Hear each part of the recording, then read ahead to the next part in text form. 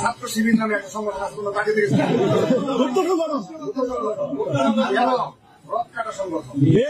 তাদের পূর্বপুরুষরা রথ কেটে কেটে রাজনীতি এস্টাবলিশ হয়েছে। 1971 সালে তারা রথ কেটেছে, 90 সালে রথ কেটেছে, 2001 সালেও কেটেছে, কিন্তু এখন আর পারে না। কারণ এখন যদি তারা এই ধরনের অপকর্মে লিপ্ত হয় তাহলে তাদেরকে কি করা হবে? শুধু জবাব নয়, তাদেরকে বাংলাদেশ থেকে উচ্ছেদ করতে হবে। সেদিন দেখলাম এক চাষা, রাকিব নামে এক চাষা, 2 দিন আগে ঘোষণা দিয়েছে এই দেশে যে ইসলামী ছাত্র শিবির 1971 সালে রথ কেটেছে। 1971 সালে শিবির বলে বাংলাদেশে কিছু ছিল, প্রতিষ্ঠা হয়েছে 1977 সালে। এক কথা বলছে না এবং দাহা মিথ্যা কথা আপনি বলবেন আর দেশের মানুষ শুনবে? অত পাগল দেশের মানুষ আর নেই। ওনার 6-7 সেশন, আমারও বড়, উনি এখনো সভাপতি। আমার সেই 15 সালে ছাত্র জীবন শেষ হয়ে গেছে, ওর তো আরো 2 বছর আগে 13 সালে শেষ হওয়ার কথা, ও এখনো সভাপতি থাকে কি করে? আমার আছে কিয়ামত পর্যন্ত সভাপতি থাকবে। এজন্য অনেকের চরিত্র আজ উদ্ভাসিত হয়ে গেছে। মানুষ বলছে তো পাগল, এ মেয়াদ উত্তীর্ণ গাঁজা খেয়েছে, এই কারণে এরকম কথা। কারণ মেয়াদ উত্তীর্ণ গাঁজা যারা খায় না তারা তো এরকম কথা বলার কথা না। যারা মেয়াদওয়ালা গাঁজা খায়, এই যে লাবণের নাজারে যারা গাঁজা খায়, মেয়াদ উত্তীর্ণ গাঁজা না, মেয়াদওয়ালা গাঁজা খায়, এই জন্য উল্টা পাল্টা বকেরা পড়ে থাকে। কিন্তু যারা মেয়াদ উত্তীর্ণ গাঁজা খায়, যে মানুষগুলো, এই যে কিশোরগঞ্জের একজন আছে ফজলুর রহমান, ফজল পাগলা, নাম শোনেননি? এরপরে চাঁপাই নবাবগঞ্জের স্বামী স্ত্রী মোজাদ্দেদে জামান, ভারতের কামান, আর এই চুয়াডাঙ্গা দুদু মিয়া। এই মানুষগুলো যা কথাবার্তা বলছে, একটা কথা আপনি সত্য পাচ্ছেন, আর এমন এমন কথা বলে যে বিষয়ে তাদের জ্ঞান নেই। অথচ কোরআনের নির্দেশ যে বিষয়ে জ্ঞান নেই মুখ খুলবা না, আর ওরা যেটা জানে না ওটা বেশি করে বলে। আপনি আন্দাজে কেন বলতে গেলেন যে 1971 সালে শিবির যারা তারা রথ কেটেছে? এরকম দাহা মিথ্যা কথা মানুষ শুনবে। এদের জন্ম 1977 সালে, আমি কি বানিয়ে বলছি? এই জন্য যে জিনিস যার ছিল কিন্তু হারিয়ে ফেলেছিল, ওইটা যদি সে ফেরত পায়, এই হাদিসের শাস্তির আওতা মুক্ত থাকবে। সে নবীর উম্মত থেকে বের হয়ে যাবে না, জাহান্নামে তার স্থান তৈরি হবে না। সুতরাং ইসলামে ব্যাংক যাদের ছিল তারা ফেরত পেয়েছে, এই হাদিস তাদের জন্য না। কিন্তু যে জিনিস যার না, সে যদি জোর করে ওইটা নিয়ে নেয়, জবরদস্তি করে দখল করে নেয়, আল্লাহর কসম আপনি নবীর উম্মত আর নেই। আপনি যতই নামাজ পড়েন, রোজা রাখেন, এই কথা বলবেন না কেন? আশা করছে আপনি হাদিসের এই বাংলা ভাষা বুঝে ফেলেছে। এরপরেও যদি কার কপালে হেদায়েত না আসে, এ দোষ আমির হামজা কার? আল্লাহ দোষ। হেদায়েত পাওয়ার যোগ্যতা থাকা লাগবে না, আল্লাহ আন্দাজে হেদায়েত দেবে। সুতরাং যোগ্যতা অর্জন করেন, হেদায়েত পাওয়া যাবে। আমরা কিতাবের ভেতরে আমাকে যে রিমান্ডে এই প্রশ্নটা করার পরে যেই বলেছে ইব্রাহিম নবী আমাদের জাতির পিতা, উনি বলছে না, হিন্দু মানুষ বলতে পারে।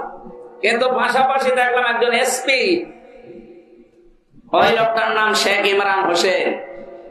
নাম কেমন সুন্দর দেখেছে? নামের আগে আবার কি? এটা আসল নয়, ডুপ্লিকেট। ওই চাকরি নেওয়ার জন্য লাগিয়েছে।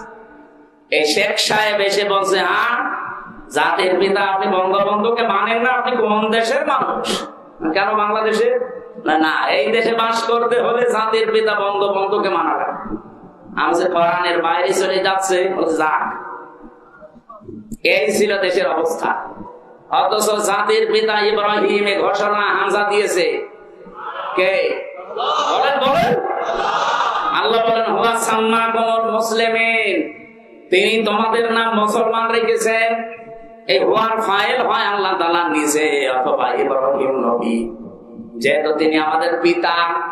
এ জাতি হিসাবে আমাদের নাম, আমরা শুধু বাঙালি না, আমরা জাতি হিসাবে কি? মুসলিম। জোরে বলেন কি? আরে দেশি হিসাবে আমরা বাংলাদেশি।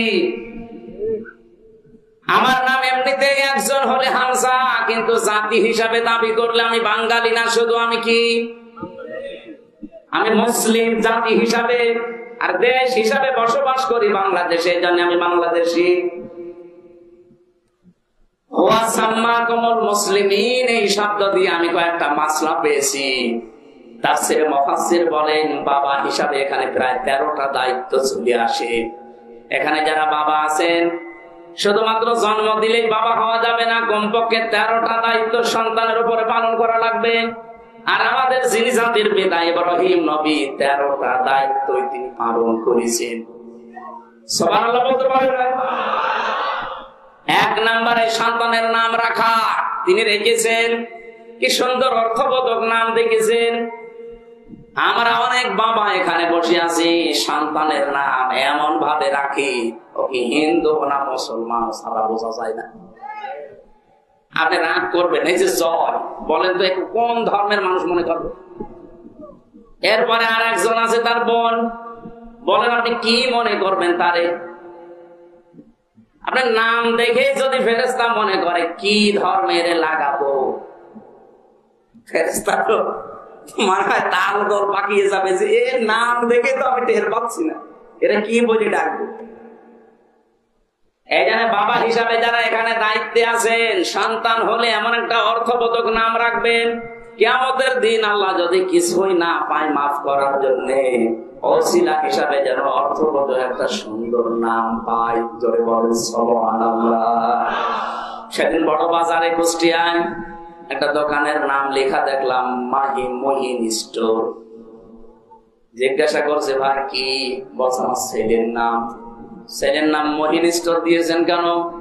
কোরআন শরীফ পড়তে গিয়ে পেয়েছি ওয়ালাহুম আযাবুম মুহিন। মহিন মানে জানে নিকৃষ্ট। মহিন মানে কি? ওয়ালাহুম আযাবুম মুহিন। আল্লাহ বলেন তাদের জন্য নিকৃষ্ট আযাব, শাস্তি। আপনি এরকম নাম কোরআন শরীফ পড়লেন আর রেখে দিলেন, একটু অর্থ দেখবেন না? এখানে যারা এসেছেন বাবা হিসাবে, আমাদের জাতির বাবা যিনি দায়িত্ব পালন করে গেছেন, আমাদের উচিত ওইভাবে দায়িত্ব পালন করা। রব্বুল আলামিন বলেন, তার আলোচনাটা আমি কোরআনে করলাম কেন? একদিকে তিনি ছিলেন সিদ্দিক, 2 নম্বরে তিনি ছিলেন নবী। সিদ্দিক কি? এই বাংলাদেশ, ভারত আর পাকিস্তানে এই শব্দটা নিয়ে সমস্যা, ভালো করে শোনেন, ওয়াজ আর লাগবে না, এটা যথেষ্ট। সিদ্দিক মানে শুধু সত্য কথা বললেই মানুষ সিদ্দিক হয় না। সিদ্দিক হওয়ার জন্য সত্যকে সত্য জানার পরে যারা পেছনের দিকে না তাকিয়ে অপট্ট চিত্রে দ্বিধাহীন চিত্তে কোন প্রশ্ন ছাড়া মেনে নিতে পারে, এরা হচ্ছে সিদ্দিক। কিয়ামতের দিন যে আল্লাহ 4টা কাতার করবেন, প্রথমে 1 নম্বরে মিনান নাবিয়্যিনা ওয়াস-সিদ্দীকিনা ওয়াশ-শুহাদা ওয়াস-সালিহিন। প্রথমে নবীদের কাতার থাকবে, ওখানে অন্য কেউ থাকবে না, শুধু নবী। 2 নম্বরে সিদ্দিক। এই সিদ্দিকদের কাতারে প্রথম দাঁড়াবে হযরতে আবু বকর সিদ্দিক।